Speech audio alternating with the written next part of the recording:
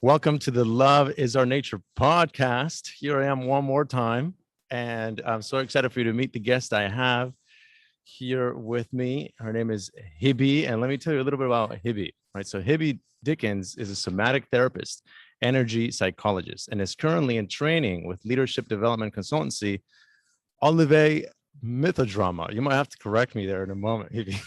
She also teaches yoga and meditation and runs creative somatic workshops. Hebe originally trained as an actor, but it was yoga that led her down a 10-year path of study around the mind-body connection. She trained in multiple healing and therapeutic modalities. She has studied natural voice work and kirtan. She now works in a creative, integrative way that reflects her various courses of study. She lives in Bristol, UK, where she is calling in from right now. We're actually on Zoom. I'm all the way in Costa Rica and Santa Teresa, so we're very, very different environments. So welcome, Hebe, to Love is Our Nature podcast. How are you? Oh, I'm very happy to be here. Yeah, but the difference in environment is very palpable. Yeah. I was sharing with Hebe, and you all will have to kind of bear with me. You know, I'm in Costa Rica in the jungle, and every now and then there's outages. There was several outages this morning, so I was like, I'm not taking my chances. I came to a restaurant that has highly reliable internet and electricity. So the downside to that is you might hear some background noise, people walking by, maybe even a little bit of construction in the far end. So sorry about that. And thank you for just including all that. We're going to just include that here. I am committed that you have a fantastic listening and viewing experience. So that is that. So yeah, I see you're wearing a sweater if you're watching her on YouTube, right? I'm here on a tank top in Costa Rica. Oh, yeah. Yeah. Well, it's very autumnal and dark, and this sort of seasonal change.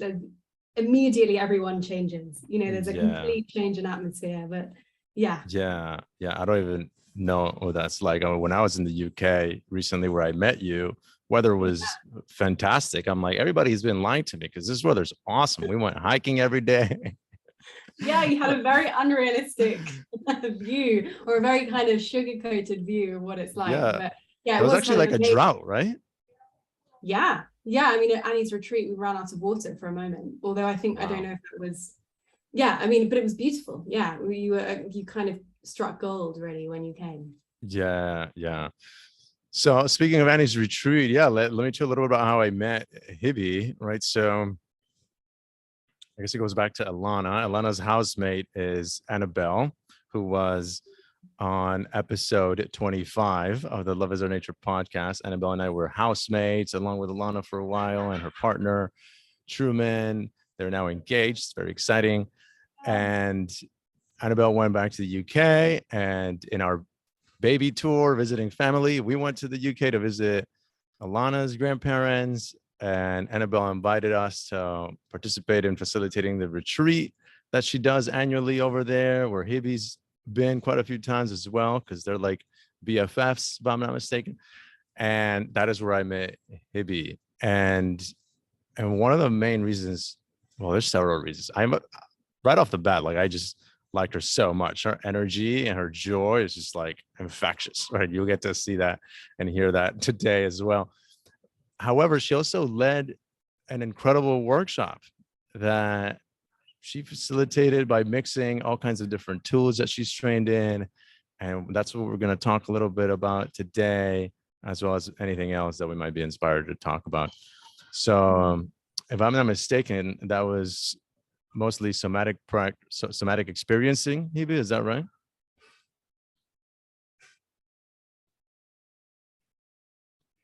And we might be having some technical difficulties right this second, so just bear with us for a moment. Was that what it was? We're back now. Is somatic experiencing?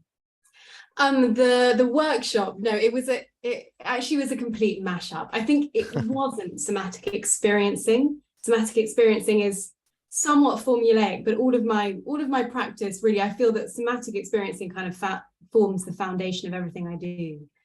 So it was very somatic, but somatic experiencing itself is quite specific. Yeah, and Yeah, I mean, you could absolutely do it in a group, but I think I needed to make it more fun. So it was combined with more kind of energy psychology stuff, and Mm. actually just kind of ideas that I've come to on my own. I'm sure I'm not the first to have come to them, but my expression of the work I do. Yeah. Okay. So why don't you share with us a little bit about the different tools that you've acquired in your toolbox, and maybe even a little bit of your story of how you came across these tools. It's actually really interesting. You were training to be an actor. Okay, well, it's a long story, so you might want to stop me at different Sure. parts. Let's hear it. Um, can you ask me the specific question is the story kind of Yeah, I asked you a bunch of around questions there, Mark. the current work I'm doing now? So you work with people to Yeah. help them tap into their authenticity and pretty much connect them with their heart, if I'm not mistaken. Is that right? Okay, I'll give a little bit of intro about what my kind of general work that I do, Yeah, and then a little perfect. bit about what led up to that. So, Awesome. so actually, I'm positioned really as a trauma therapist. That's why people come to me. It's for Mm. trauma. And I never ever intended to be a trauma therapist. Sometimes I think, oh my God, what am I doing? But it's because my main modality is somatic experiencing. It's the thing I love doing the most. And somatic experiencing was developed for shock trauma primarily, and trauma in general. And it's very effective in working with the nervous system to kind of renegotiate trauma, and trauma can be, worked with in lots of different ways, but this is a very kind of body-based way of looking at it through the lens of the nervous system. It's talk therapy, but we're looking at the nervous system. So that's a super, super, super nutshell version of what I do. And then I weave in other things as well, but what people come to me for is trauma. And then how we actually work is quite creative. I mean, I think my work is shifting. So at the moment it's trauma, and I think it will segue off. I think that possibly, you mentioned authenticity there and connecting people with their hearts. Yes, absolutely, that's part of the work, but it's not why people come. That might happen as part of the process, but it's not their objective. So people come to you because they realize there's some trauma that they haven't quite mastered or had a victory over, and they see it impacting their lives, and they're like, hey, I need help. Yes. And so they've normally come from a journey of going through lots of talk therapy. So normally I see people on the end of that journey. What is talk therapy? So as in psychotherapy.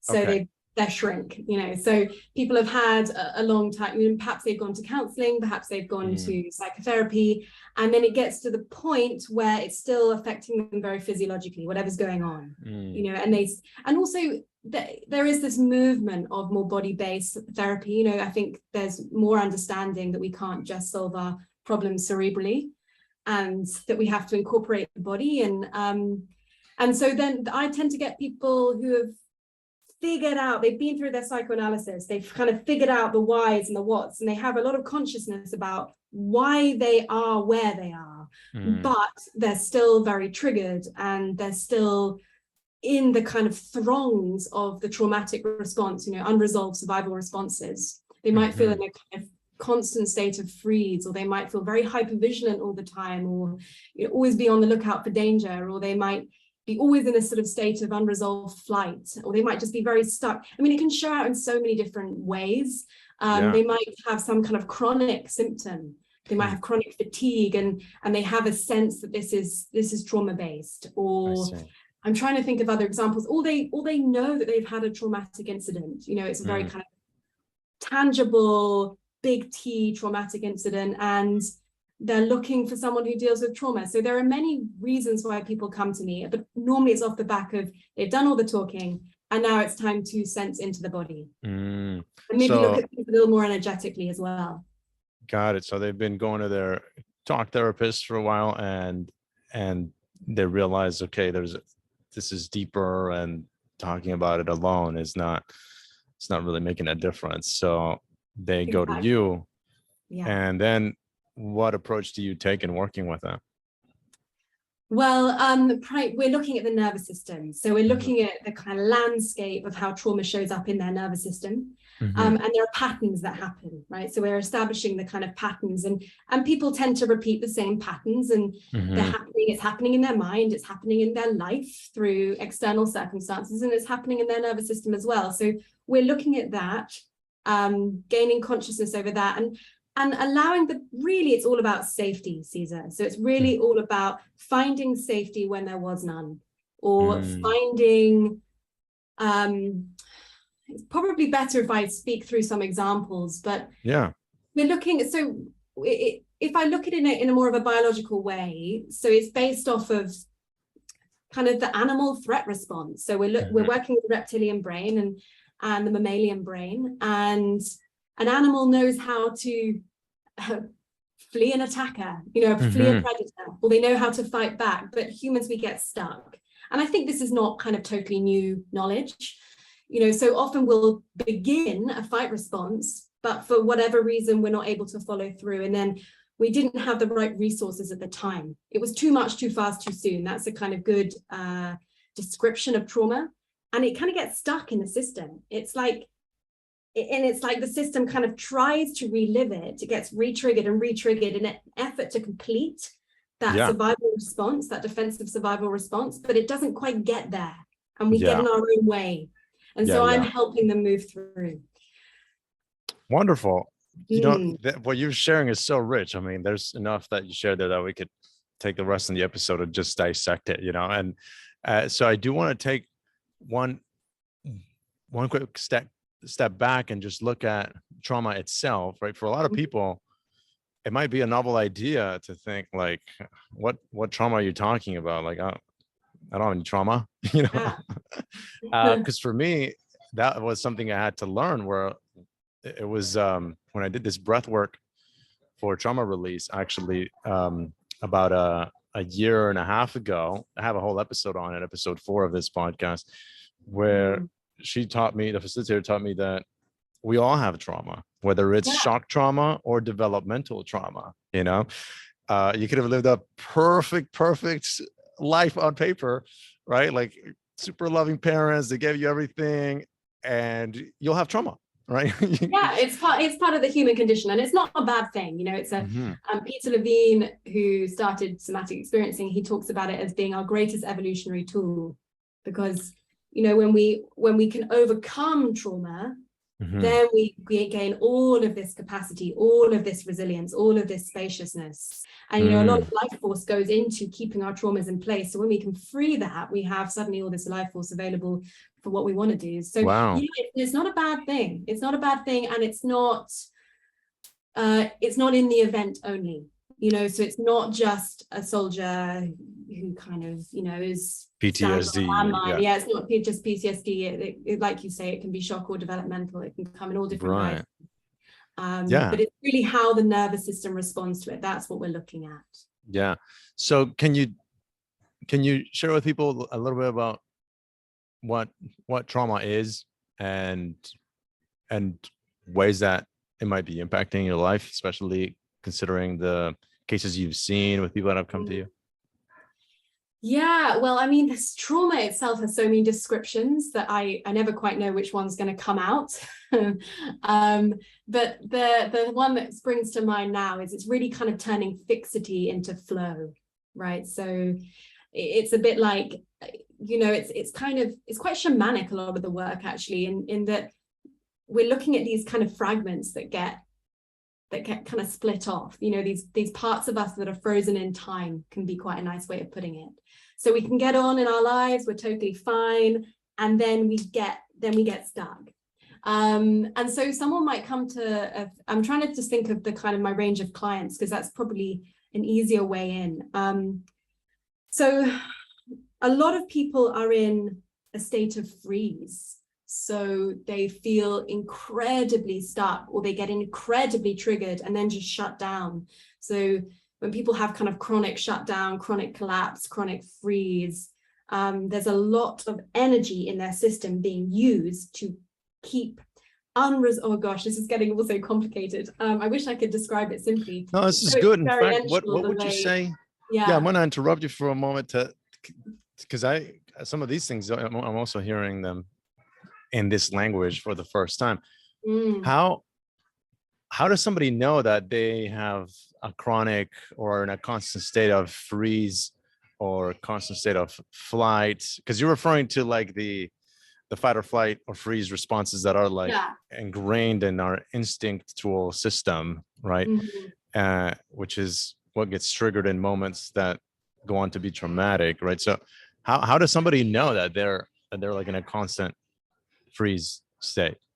Yeah, well, it's normally situational. So it'll be something like they've gone into a new relationship and they notice they are always on a state of hypervigilance. They have this kind of over-egged, this over-amped sense of mistrust. And they have a sense this might be because of their history of partners cheating on them. I mean, I'm just kind of using this as an example. Or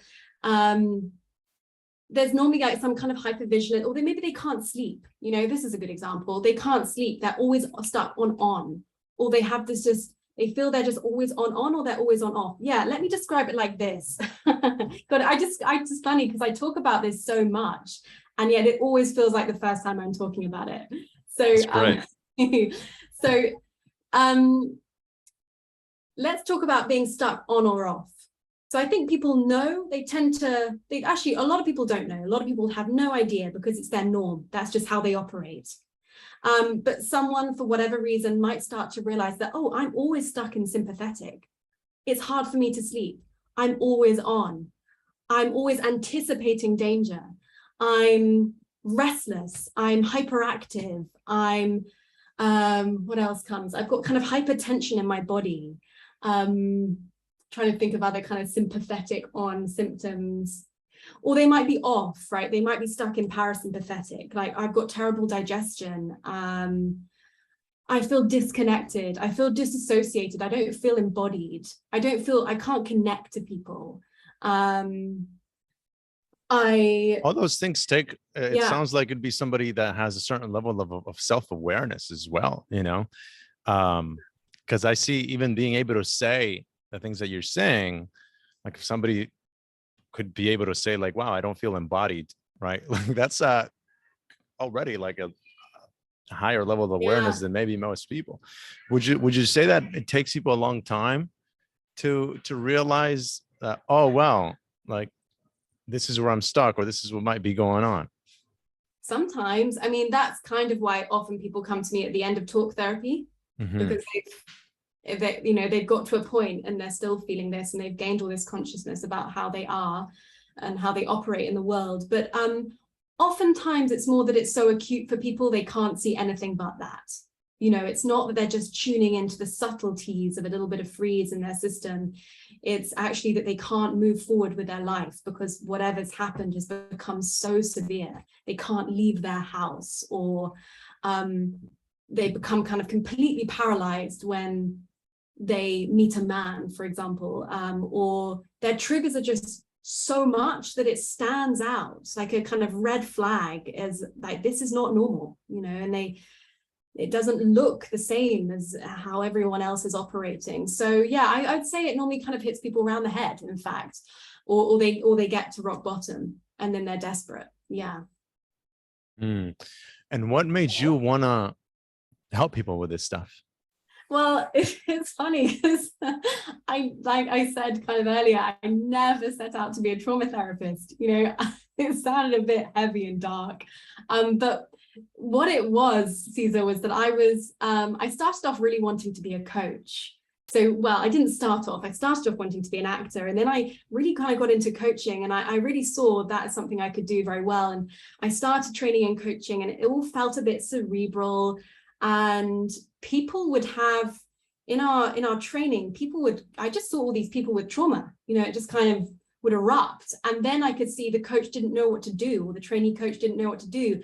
And I had a sense, like I'm quite emotionally based. I'm not going to be taking people through kind of very linear strategies. I'm not going to be that kind of coach. So the kind of people I would bring in, it would be much more emotional. We would be working on the kind of emotional, energetic realm. And therefore I had a sense that stuff is going to come up and I'm going to need to know how to deal with it. So then I thought, right, I'll go into the world of therapy, and I tried psychotherapy and counseling and various different other healing, kind of energetic healing modalities in the search for the thing that stuck or that fitted with me and how I like to work. And still it felt like they were all very cerebral, very prefrontal cortex, just very left brain. And so I was kind of Googling therapies what deal with the head and with the body, but not hands-on. I think there must be something out there that's not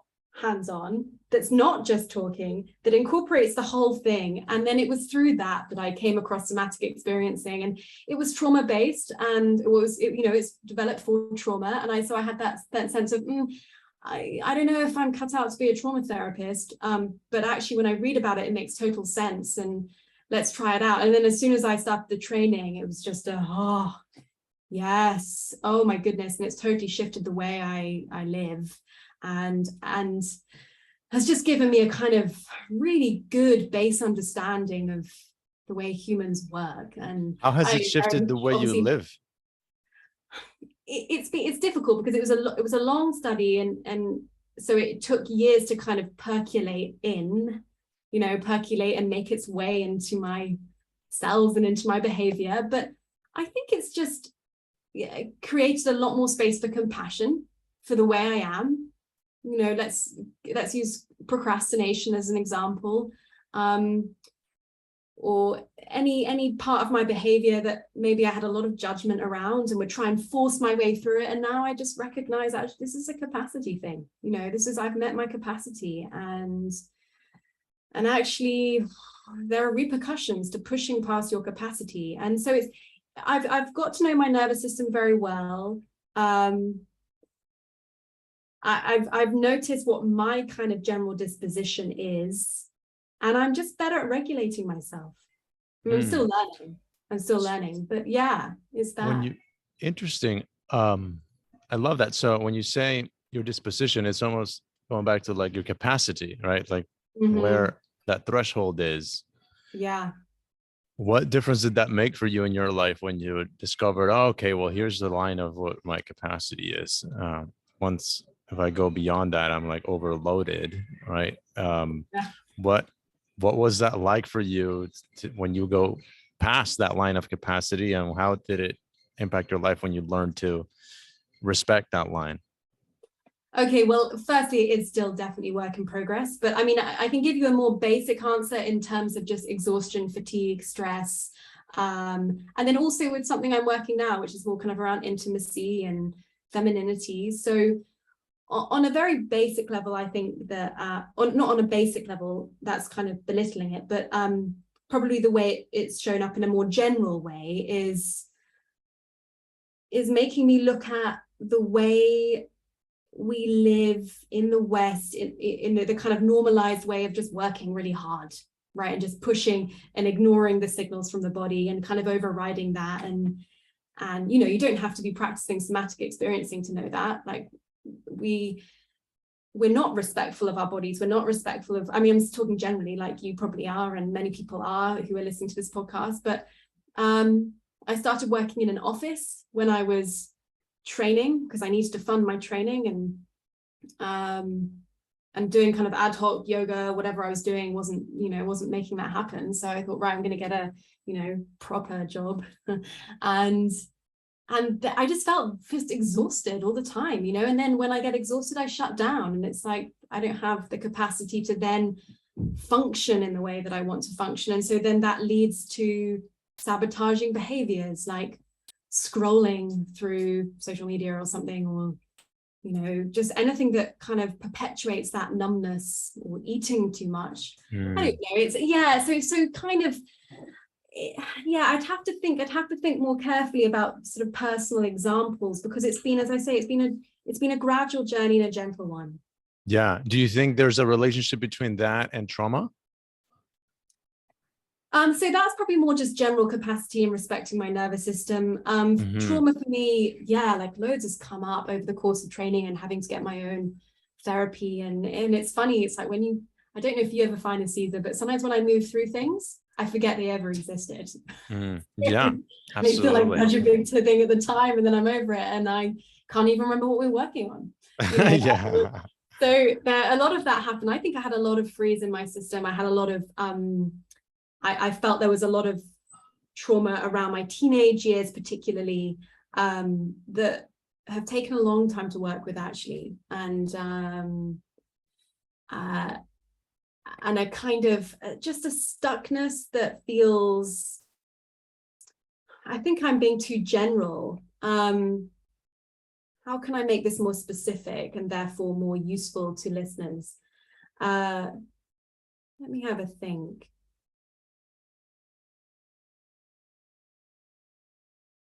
So would you like to know about trauma and my only experience of trauma? Would that be helpful? Or am I going off key? If you're inspired to share. Okay. Well, rather than talk about teenage stuff, because that's big and heavy, and I'm not sure if I could encapsulate it in a little anecdote, Yeah. but maybe something that's more relevant to me right now. Like I said, when I've moved through something, I can't remember the ins and outs, but because I'm in this process currently right now, I can talk about it. So I'm working a lot with intimacy now, and safety around intimacy. And I've had intimacy, I didn't think I had a problem with intimacy, but just recently it's really come up, this kind of like sexual intimacy and kind of saying no. And it's brought up all of this kind of old trauma around unwanted sexual encounters. It's nothing to do with my partner right now. He's being a wonderful support, and it's not him. It's actually, it's just kind of, I think we gain capacity. God, I'm going off piece. Oh my God. No, this is great. I really thank you for being willing to share about your own life, right? Because at first we started like, oh, tell us what trauma is and the work that you do, and here you are sharing your own personal stories. But I often find personal stories so valuable because, in my experience, people end up embracing the tools that made a big difference in their own lives, right? So you're kind of giving us an inside scoop right now. When you say, if I may ask, and you can always say pass by the way with any of these questions. No, specific is good, because otherwise I'll answer so generally, as you can hear. I don't get to the core. No, this is good. You've given us a lot of content that we can piece together. When you say the no around sex, do you mean like there's a difficulty of saying no, or there's something that gets triggered when you say no? I wasn't quite sure what you meant. Yeah, so I think that that just recently I've been working very somatically with intimacy and just noticing my body's signals of, no, I'm not ready, or no, I don't want that. And I've just become more and more curious about that, right? So I think that it's the more we start to listen to our bodies, the more we hear the clear messages. So my body might have been saying that all along, but I wasn't listening to it. And I think that this goes back to kind of teenage years of being, I think back to how I perceived myself as a teenager, and I kind of thought of myself as a sexual object, and I definitely felt like men had the power, and I received my self-worth through, or I received some kind of status through kind of submitting myself to them, or when I wasn't really ready, or I didn't really understand the impact of that. And I think it was kind of normalized. There was a lack of respect around sex and intimacy, and a lack of understanding, and I could get over that mentally, and I could make peace with that mentally, and there are sort of encounters that weren't that great, that in my mind, there's forgiveness. I don't blame the other party. I was complicit, but my body remembers it very differently. My body, when something is unwanted or not fully wanted, It's invasion, you know, it's a violation of my Yeah. body integrity.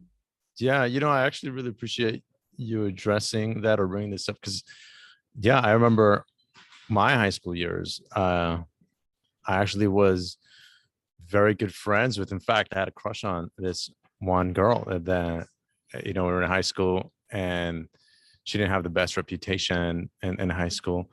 And we became friends because we rode the same school bus. And for whatever reason, she would end up like submitting and allowing the guy to do whatever he wanted to do. And then it would go on to have a huge impact on her, like huge.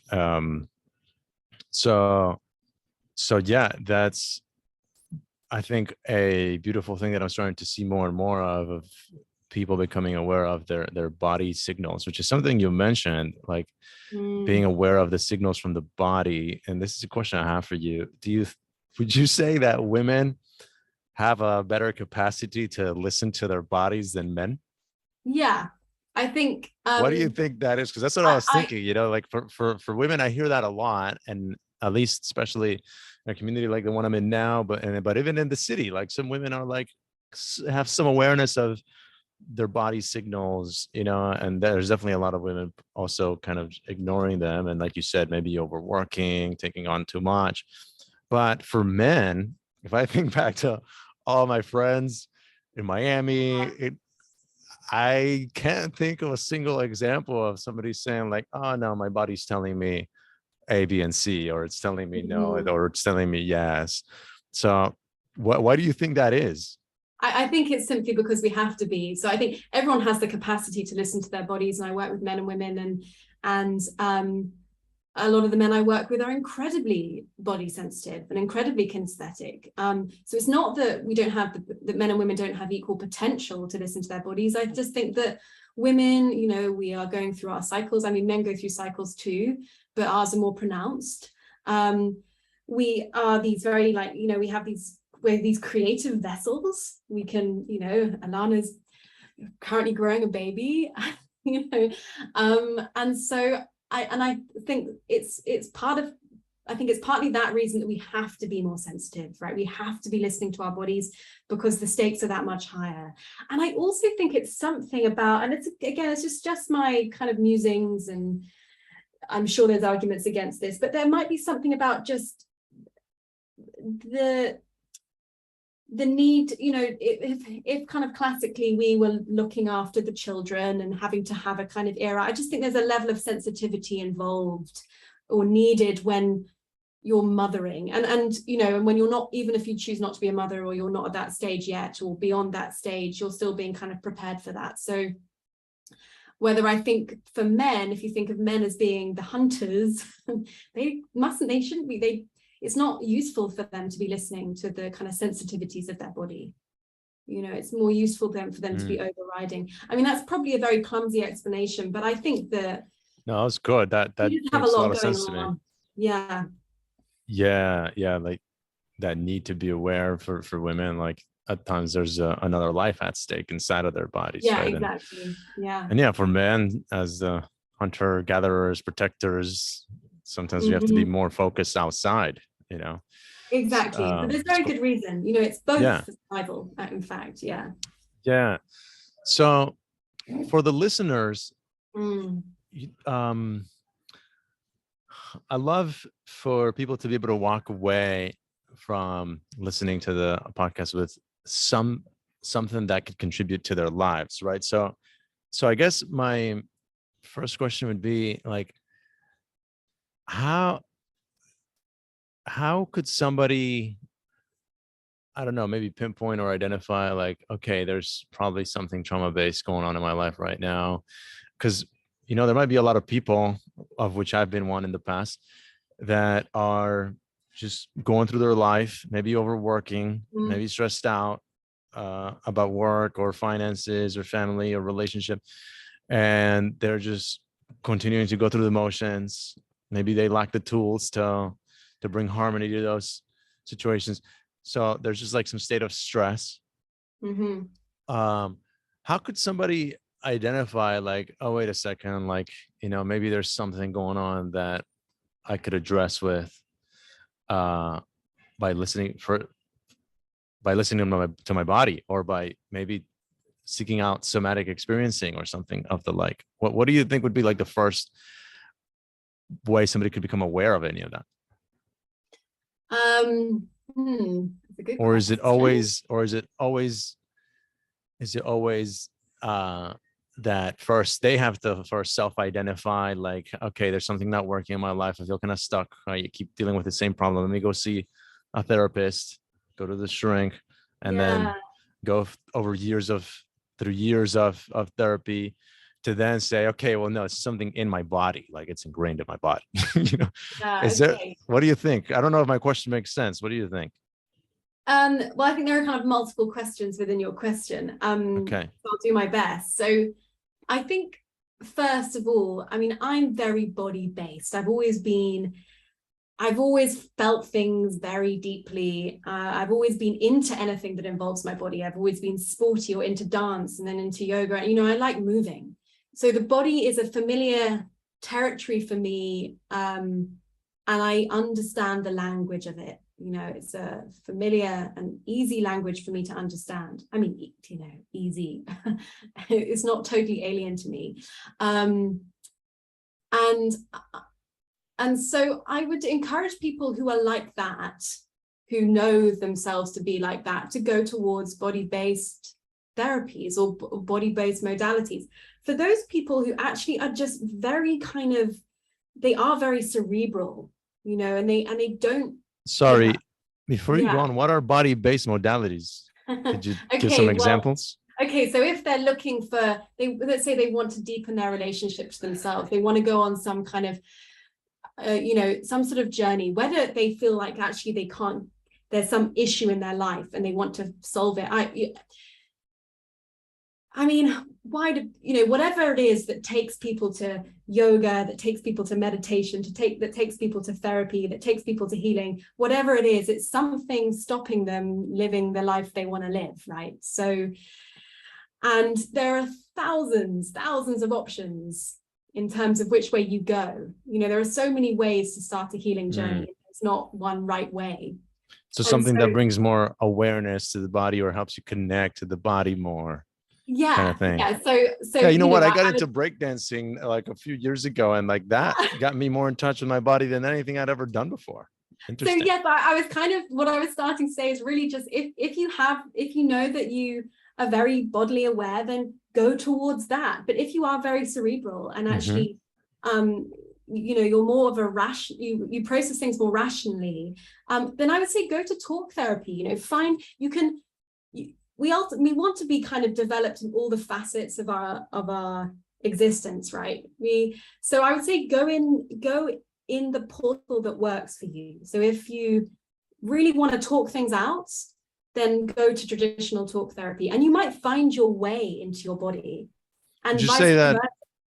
there's still some stigma around that? Like some people might hesitate to do so because they feel like, if I need to go to a talk therapist, it must be that I have a mental problem or that I'm Yeah, crazy. okay, I see what you say. Yeah, so the way I tend to work, so some people come to me for a very acute problem, right? And they're like, this is the problem, I want to go straight in. And then some people, it's like a bit vaguer, it's just, my life doesn't feel like good or whatever. So then I'd always start with, let's not go into the dark. Let's start with the light and think, where do you want to go? And normally when people get that very crystal clear vision of where they want to go and how they want to show up in the world, that is when the blocks come up.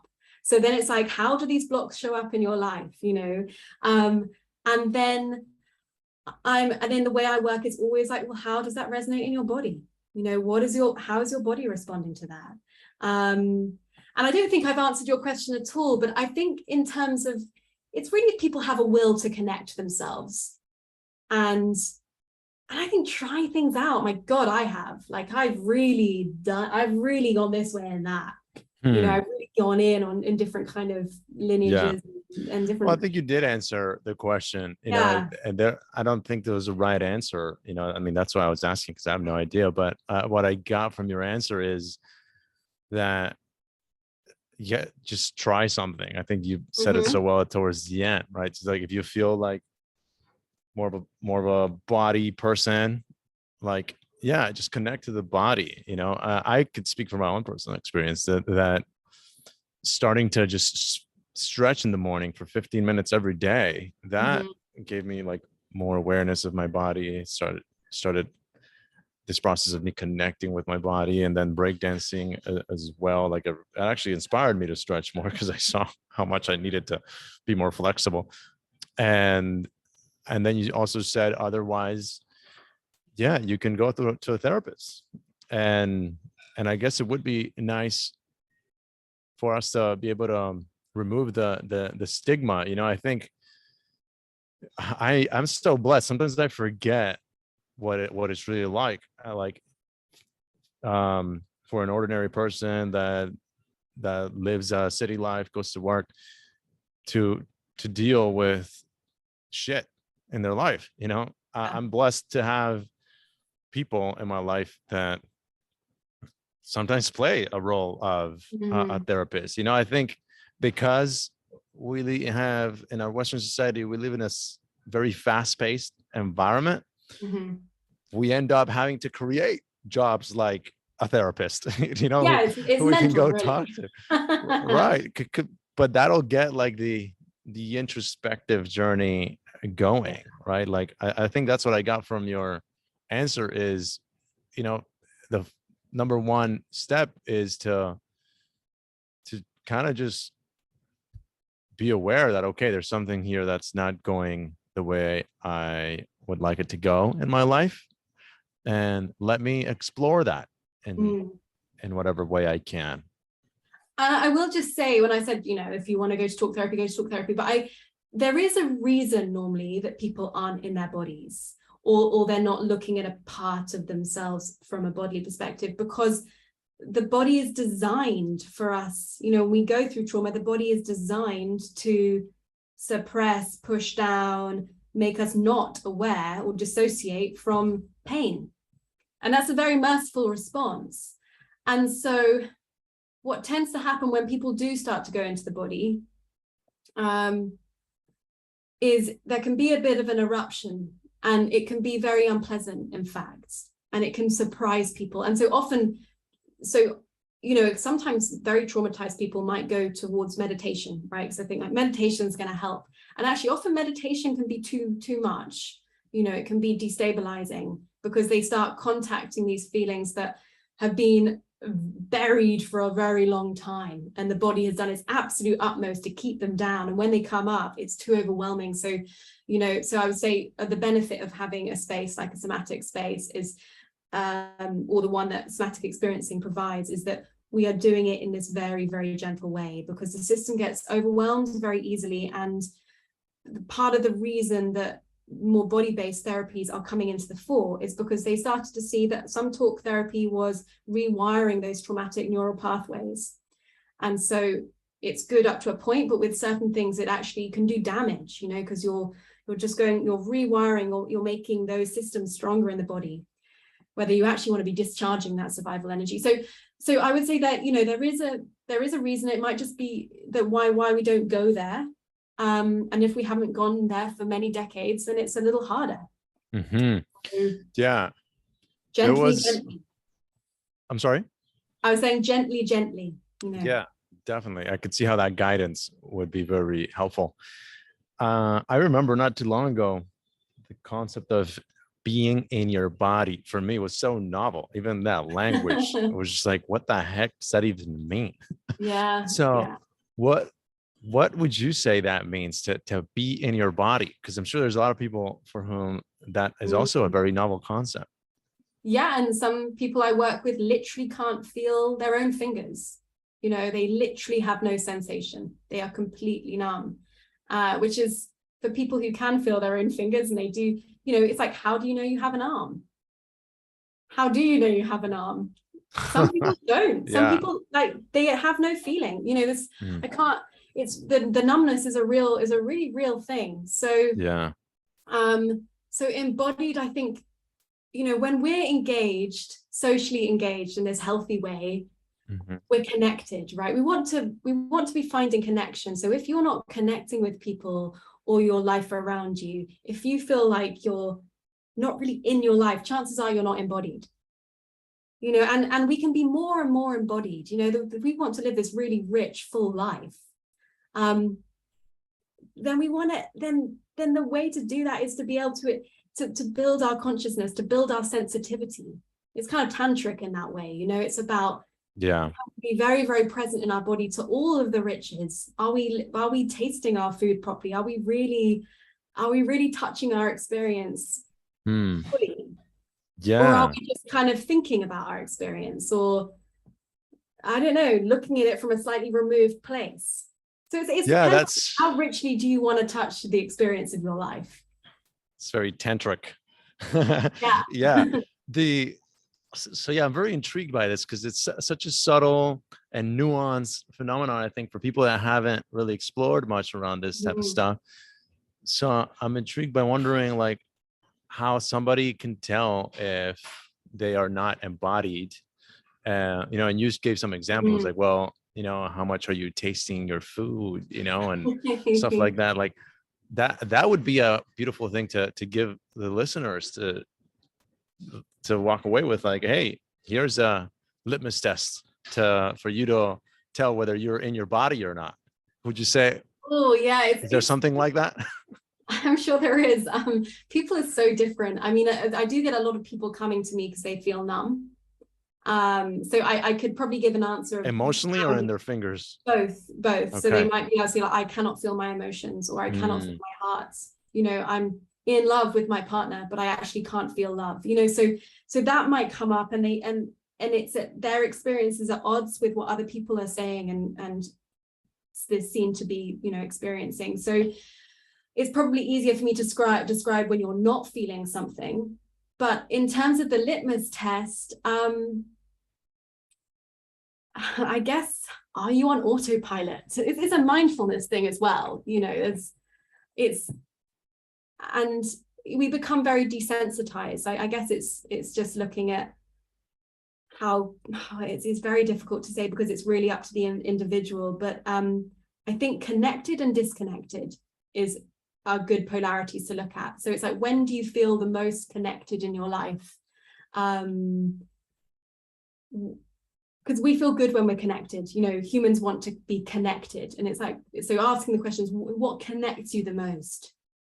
What plugs you in the most? And so if you can think that's plugged in. When we're plugged in, we're embodied. Some people have never had the experience of being embodied, but yeah, that's where I feel like this might be Chinese to some people, right? And my experience with this, when it was Chinese for me, it was December 18th of 2020.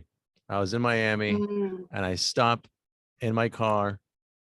I pull over because I was running late to the office to be on the Zoom call for my first Akashic record reading.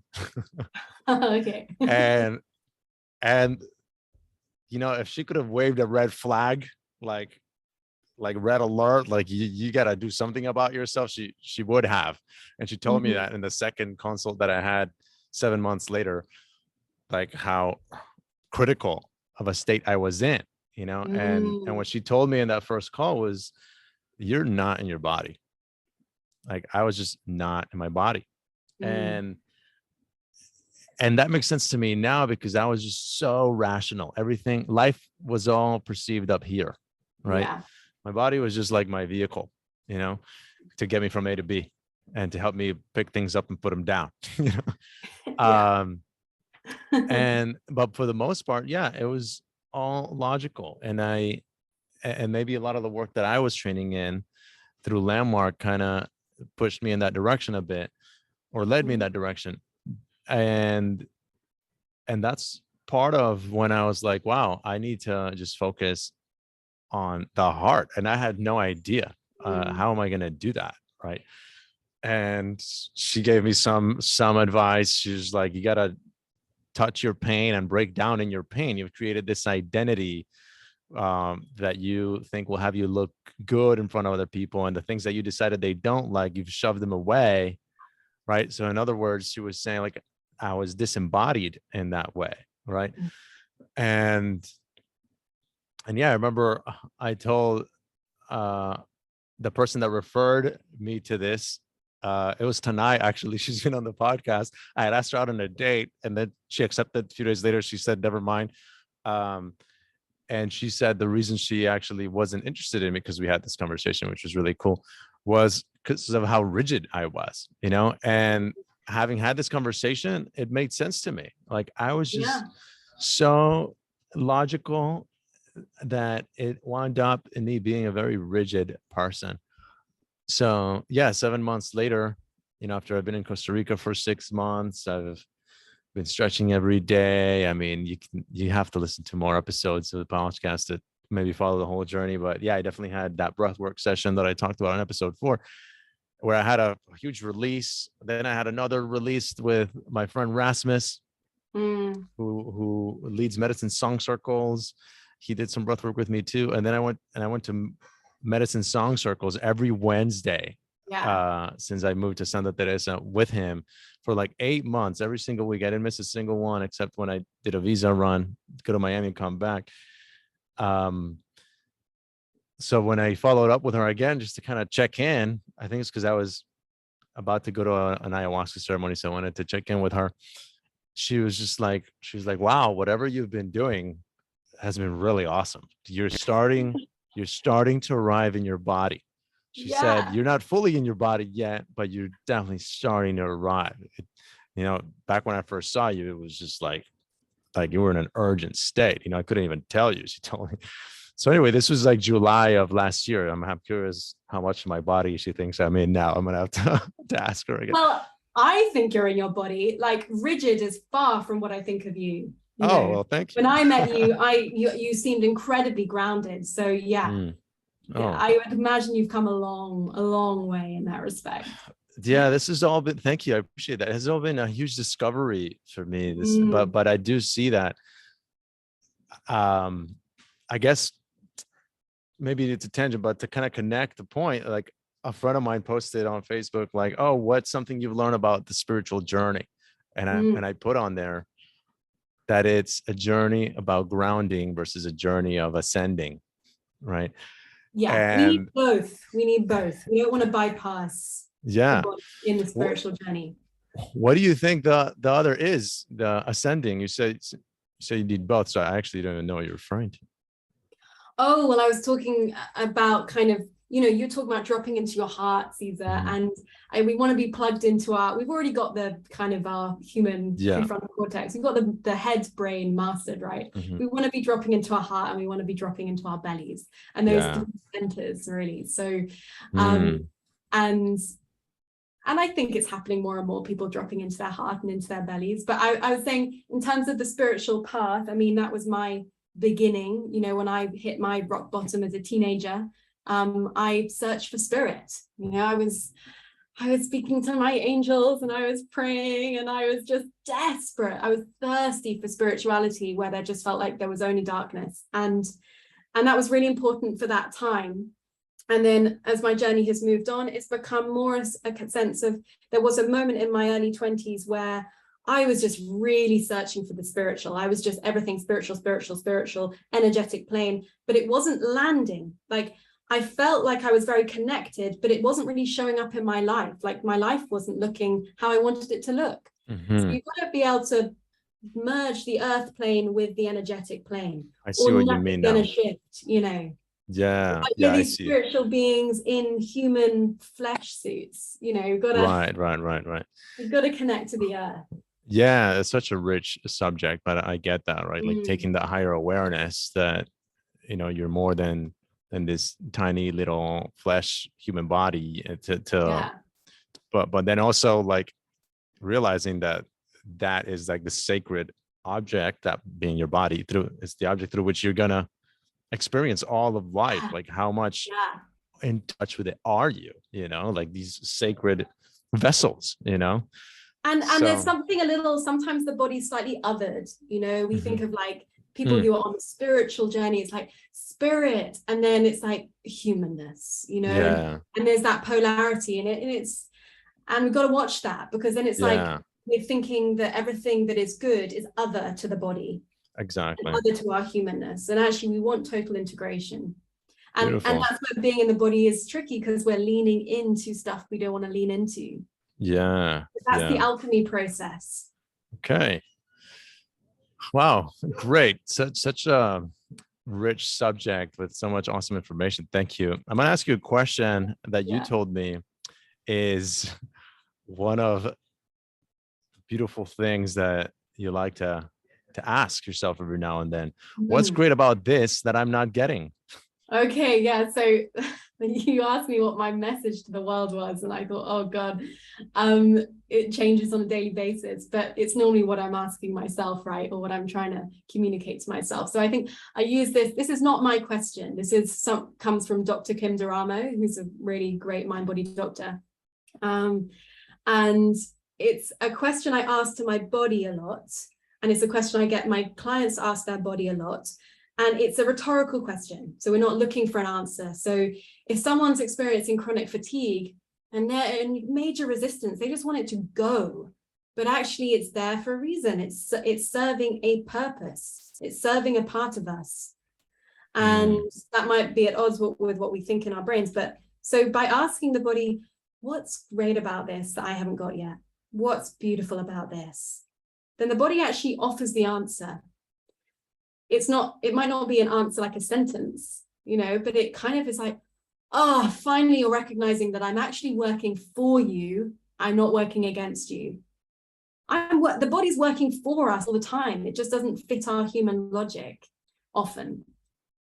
So that's what we have to like collaborate with the body, saying like, okay, we're working at different speeds. My brain's working at the speed of light. You seem to be working at the speed of water or sometimes sludge.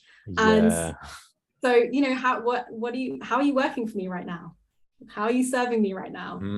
Yeah. What's great about this? I love that. Okay, wonderful. Well, our time has flown by here. We're already going to start wrapping up. So it's just I really loved this conversation with you. Thank you for coming here to just share some of your wisdom. So just a couple last things. If people wanted to explore this, they're inspired by the subject of somatic experiencing or seeing maybe how trauma might be getting in the way, perhaps in the way that they don't even know that it's getting in the way. What would you suggest for them? Are you a resource for that? Or what could you say? I can be a resource, sure. I tend to work, I have a mixture of online, in-person clients. So I can be a resource. I have a website. I'm totally non-existent on Instagram. I do have like a few redundant accounts, but I just don't put my energy there at all. And maybe I will one day if I'm trying to flog something, but it's not really my natural way. So people can find you on your website. Is it Alive? Yeah, aliveuk.co.uk. Okay, aliveuk.co.uk. I'll link that in the show notes.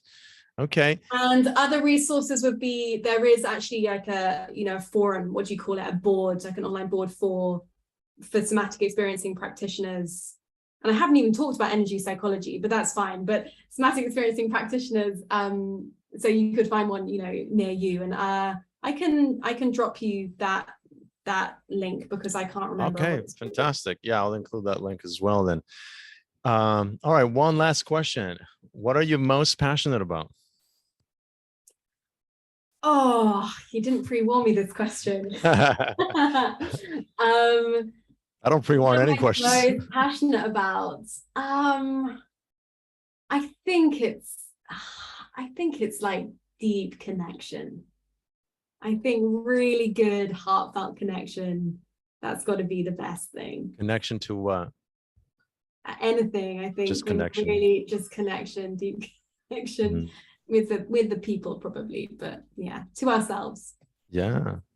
Well, I think to the extent to which we are connected to ourselves is the extent to which we can connect with other people. Exactly. Yeah. And then also I'm super passionate about moving. I think if I think about something I cannot live without, it is like movement. Body movement. Yeah, body movement, like yoga, dancing, swimming. What about rap? I mean, I think from what I remember, you're super passionate about rap as well. Oh yeah, that's This implicit. is the Yeah. this is the moment where Hebe's now gonna share with us a rap song. Yeah. I'm I I'm always just find kidding. a I'm not way gonna to put you on the spot like bring it that. out in totally inappropriate moments. Yeah, no. I think my rapping career is over, Caesar, so You and I share that. I do have a rap song on YouTube. I don't think many Oh people have heard it. really? Yeah, yeah. I'm pretty sure I sent you the link. You got to check it out.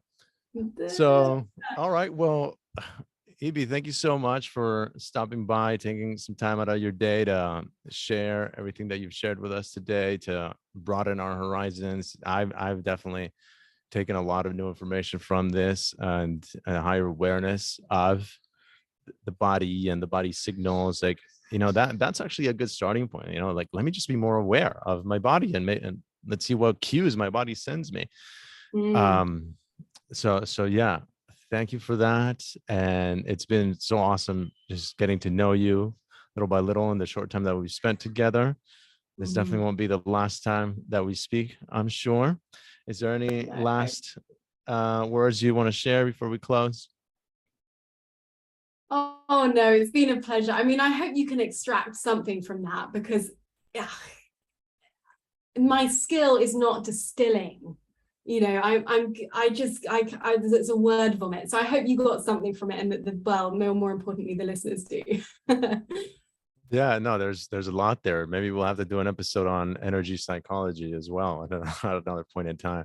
So, all right, with that being said, thank you everybody for tuning in. Thank you for listening. Thank you for your valuable time. I know you could have been doing anything or listening to anything else, and you've chosen to be here with us. So, thank you. We love you. I love you. And go have yourself a beautiful time of connection with your body, with the people around you, with the environment, with the earth, with nature. And we're always here pulling for you. Take care.